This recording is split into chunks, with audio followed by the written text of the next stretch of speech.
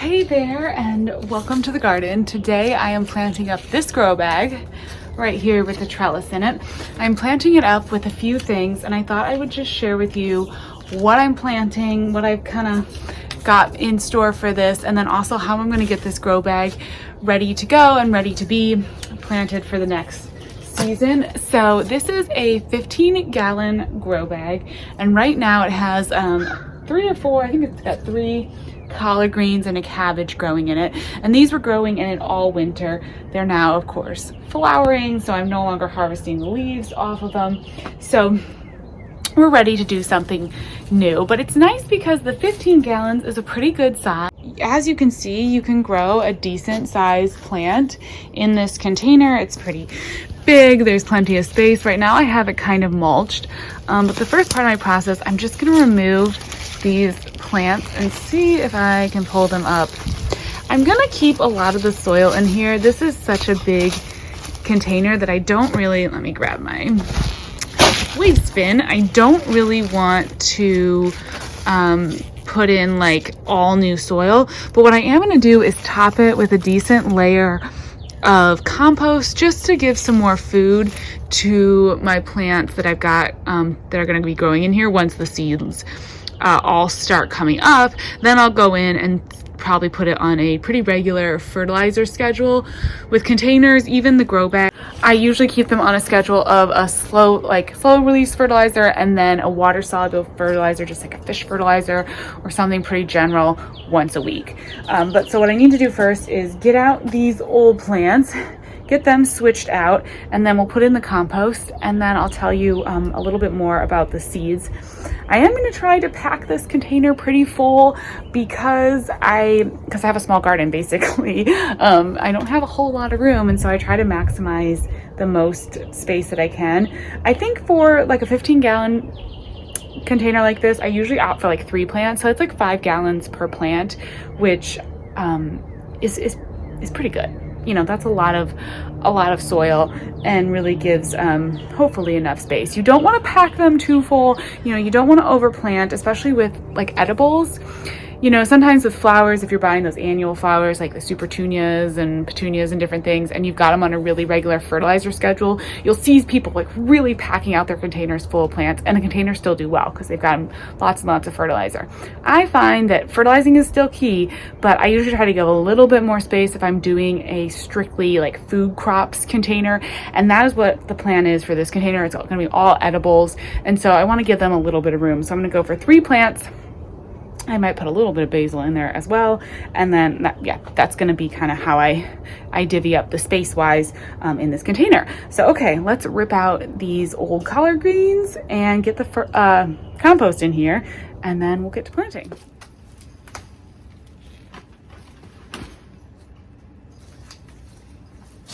My daughter is playing on her play mat behind you, if you guys can hear that. Oh, okay. Got most of the roots. A couple of the root systems are still left in here, but that's all right.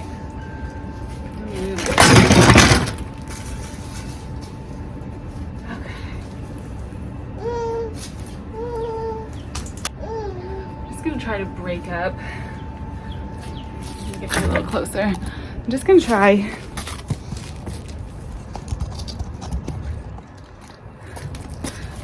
To get out the big old root systems that are in here, because they will make it harder for the new plants to grow if there's just huge root systems.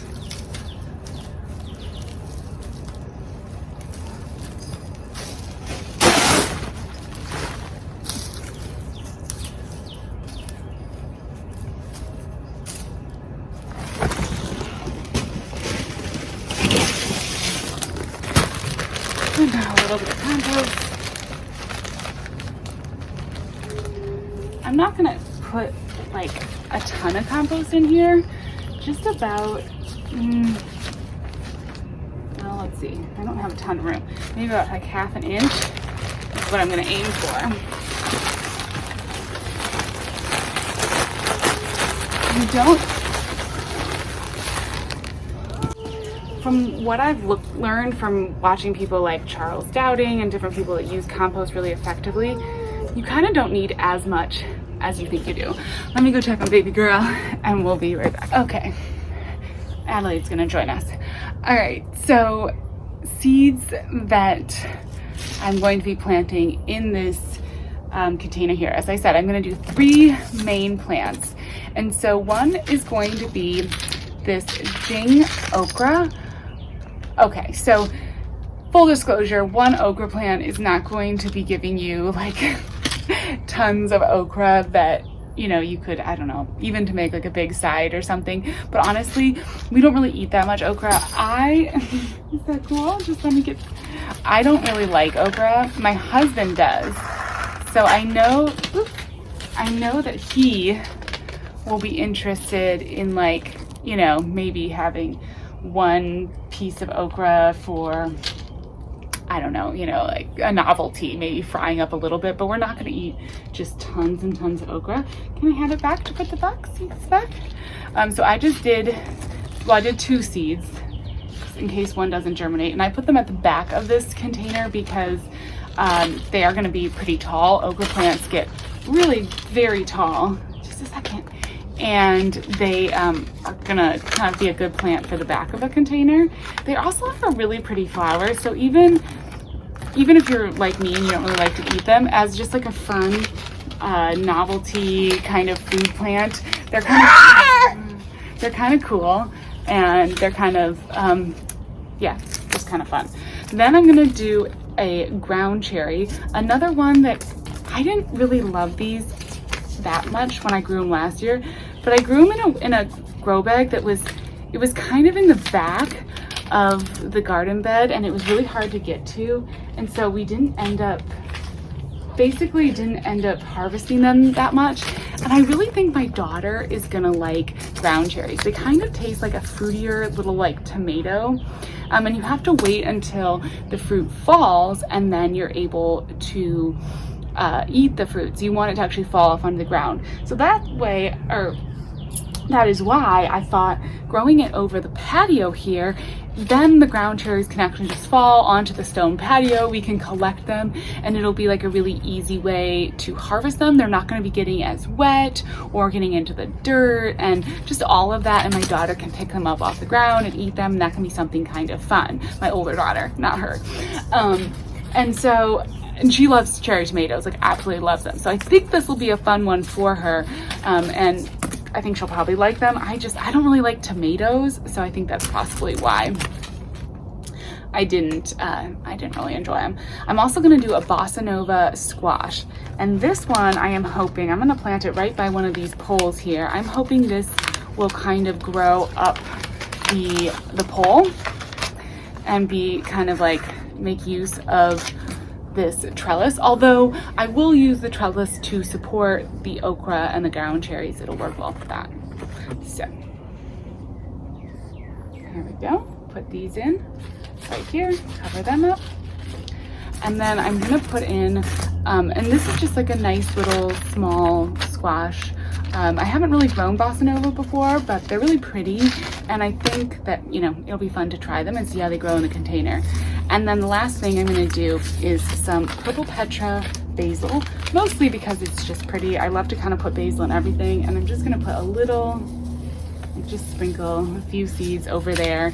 This corner will get a bit of shade, which the basil will do all right with. The basil shouldn't mind shade too much. So that should be a good spot for that. And the Purple Petra is just a really beautiful deep purple color. I'm using a lot of basil in the garden this year as kind of like a, oh dear, did you drop your seeds?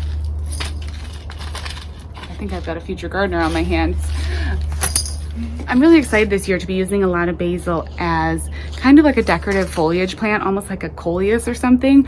There's so many pretty purple basils, and I want to have a lot of different leaf textures and colors in the garden in addition to all of the flowers. So that's really been kind of one of my goals with that. And basil is a nice one, especially in an edible container. It usually grows well with edibles. It usually kind of is a good little bit of, you know, people say it's kind of a pest repellent sometimes.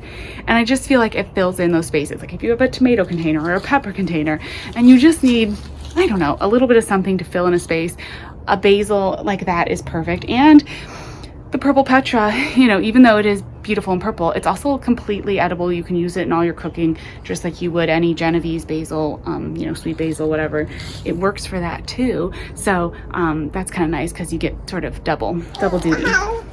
All right, see if I can water it here with this one. And I'm just gonna water the rest of the garden too because we've got a lot of hot days this week. It's gonna be in the 80s and the containers tend to dry out fast as soon as it starts getting warm like that. So let's water. And as always, thank you so much for watching. I really appreciate you spending some time out in the garden. If you are putting together any edible containers, let me know, or anything that you love to grow in grow bags. I've got a few more grow bags I want to plant. I'm debating if I should do carrots or potatoes or what. There's a lot of good options for grow bags. All right, I'm gonna water. I'll talk to you guys later. Thanks so much for watching. Bye-bye.